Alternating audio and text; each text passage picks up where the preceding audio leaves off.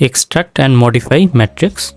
তো এইটা দেখার আগে প্রথমে কয়েকটা টার্ম দেখব ম্যাট্রিক্সের। সেটা হলো ম্যাট্রিক্সের যে প্রতিটা ভ্যালু, এই ভ্যালুগুলোকে এলিমেন্ট বলা হয়, প্রতিটা ভ্যালুই এলিমেন্ট। আর এই যে রো ওয়ান বলতে এই যে এই ভ্যালুগুলো বোঝায়। এটা যদি একটা ম্যাট্রিক্স হয় 1 2 3 4, এটা হলো রো ওয়ানের ভ্যালু। রো টু এর ভ্যালু হবে 5 6 7 8, রো 3 9 10 11 12। এইটা হলো অ্যারেটা ডিফাইন করছি এইভাবে। এই অ্যারের এইটা হলো রোগুলা এরকম হয়। তারপরে যদি আমি দেখি যে ম্যাট্রিক্সের কলাম, তাহলে কলাম ওয়ানের ভ্যালুগুলো হবে 1 5 9 2 6 10 এরকম করে। এটা হলো রো কলাম 2, কলাম 3, কলাম 4। এখন যদি আমি কোনো একটা এলিমেন্ট এক্সট্রাক্ট করতে চাই, সেক্ষেত্রে যে নিয়মটা সেটা হলো ওই ভ্যারিয়েবলের ওই অ্যারের যে ভ্যারিয়েবলে রাখছি সেই ভ্যারিয়েবলের নেম, দেন প্যারেনথেসিসের ভিতরে প্রথমে হলো রো এর নাম্বারটা, কত নাম্বার রোতে আছে আর কত নাম্বার কলামে আছে ওই এলিমেন্টটা। এখানে যেমন 7 এলিমেন্টটা যদি আমি এক্সট্রাক্ট করতে চাই, তাহলে এটাকে আমার রেফারেন্স করতে হবে। এই যে এইভাবে রেফারেন্সটা করে হলো এই যে এইভাবে প্যারেনথেসিসের ভিতরে প্রথমে রো নাম্বার দেন কলাম নাম্বারটা। এখানে এই এলিমেন্টের রো নাম্বার হলো 2 আর কলাম নাম্বার 3, তাই এখানে রেফারেন্সিং করা হয়েছে 2 অ্যান্ড 3। তাহলে এই এলিমেন্টটা এক্সট্রাক্ট হবে। তো এটা যদি দেখি, এই যে এই অ্যারেটা আমি আগের কলাম আচ্ছা ক্লোন অপারেটর দিয়ে ডিফাইন করছিলাম, ওই অ্যারেটা এখানে নিছি সেম ভ্যালু। তো এইটার আমি ধরা যাক এই 7 ভ্যালুটা এক্সট্রাক্ট করব। তা সেক্ষেত্রে আমি এক্স প্যারেনথেসিসের মাধ্যমে রেফারেন্স করব। তাহলে এই 7-এর রো নাম্বার হলো 2 আর কলাম নাম্বার 3। তো এইভাবে যদি দেই তাহলে এই যে 7 ভ্যালুটা এক্সট্রাক্ট হয়ে আসলো। এখন এক্সট্রাক্ট করা দেখলাম, এখন মডিফাইও করাটা অনেক সহজ। ওই যে রেফারেন্স করলাম ওইখানে যদি আমি একটা নতুন ভ্যালু অ্যাসাইন করে দিই, এই ভ্যালুটা নিয়ে অ্যাসাইন করে দিই এখানে যদি ওই রেফারেন্স পয়েন্টে, তাহলে ওই ভ্যালুটা মডিফাই হয়ে যাবে। বাকি সব ভ্যালু কিন্তু আনচেঞ্জড অবস্থায় থাকবে।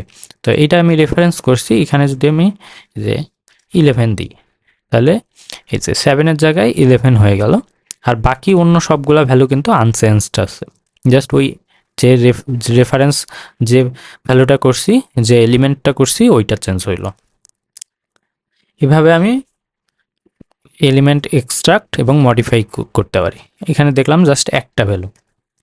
তো একের অধিক ভ্যালু হলো রেফারেন্স করতে হলে জাস্ট আমি একের অধিক, যদি এখানে রো 2 এর কলাম 2 3 দুইটা রেফারেন্স করতে চাই, তাহলে রো 2 দিব আর কলাম 2 3 যে কয়টা আমি রেফারেন্স করতে চাই সেটা।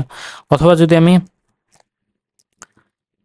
পুরো একটা রোই হলো এক্সট্রাক্ট করতে চাই, সেক্ষেত্রে আমি যে ক্লোন অপারেটর ইউজ করতে পারি। ক্লোন অপারেটর দিয়ে বোঝায় যে পুরো এন্টায়ার রোটা বা এন্টায়ার কলাম যদি হয়, তাহলে সেক্ষেত্রে আমাকে আচ্ছা এটা মনে হয় আছে, হ্যাঁ এন্টায়ার যদি আমি কলাম একটা রেফারেন্স করতে চাই, তাহলে যে কলাম নাম্বারটা দিছি, দেন রো নাম্বারের ওখানে আমি ক্লোন দিছি। ক্লোন অপারেটরটা দিয়ে বোঝায় যে এক থেকে একবারে শেষ পর্যন্ত সবগুলা এন্টায়ার রো আর এন্টায়ার কলাম। তো এটা যদি দেখি এক্সাম্পল, আমি এখানে জাস্ট একটা ভ্যালু হলো এক্সট্রাক্ট করছি। তো এখানে যদি আমি একের অধিক করি, ধরা যাক 2 rho number 2 sorry rho number 2 আর কলাম হলো 2 3, সেক্ষেত্রে আমি যে দুইটা ভ্যালু রো নাম্বার 2 এর এই যে কলাম নাম্বার 2 আর 3 6 11 এই দুইটা রেফারেন্স করলাম, তাহলে ওই দুইটা এক্সট্রাক্ট হয়ে গেল। আমি যদি চাই যে না পুরা রোটাই এক্সট্রাক্ট করব, তাহলে কি সবগুলা কলাম আমার রেফারেন্স করতে হবে, এখানে আমি জাস্ট ক্লোন অপারেটর দিতে পারি। অথবা আমাকে এই যে এখানে 1 2 3 4 এই যে চারটায় ভাবে দিতে হবে। তো ওটা না, যদি আমি ক্লোন অপারেটর ইউজ করি তাহলে পুরা এন্টায়ার রোটাই এক্সট্রাক্ট হয়ে যাবে। অথবা যদি আমি চাই যে এই যে 3 নাম্বার যে কলামটা পুরাটা এক্সট্রাক্ট করতে, সেক্ষেত্রে আমার এখানে দিতে হবে 3, মানে 3 নাম্বার কলামটা এক্সট্রাক্ট করব আর রো হলো সবগুলা, তাহলে রো এর ওখানে আমি ক্লোন অপারেটর দিয়ে দিলাম। এভাবে এই যে 3 নাম্বার কলামটা এক্সট্রাক্ট হয়ে গেল।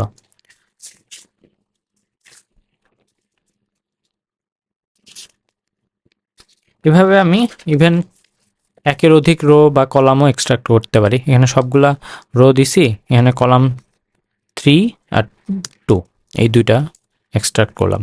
এখানে আমি যেই অর্ডারে দিব আমার আউটপুটটাও কিন্তু ওই অর্ডারে পাবো। এখানে আমি প্রথমে 3 নাম্বার কলামটা রেফারেন্স করছি, তার মানে এইটা আগে আসলো, তারপরে 2 নাম্বার কলামটা 3 11 11 এইটা আগে আসছে, দেন 2 6 10।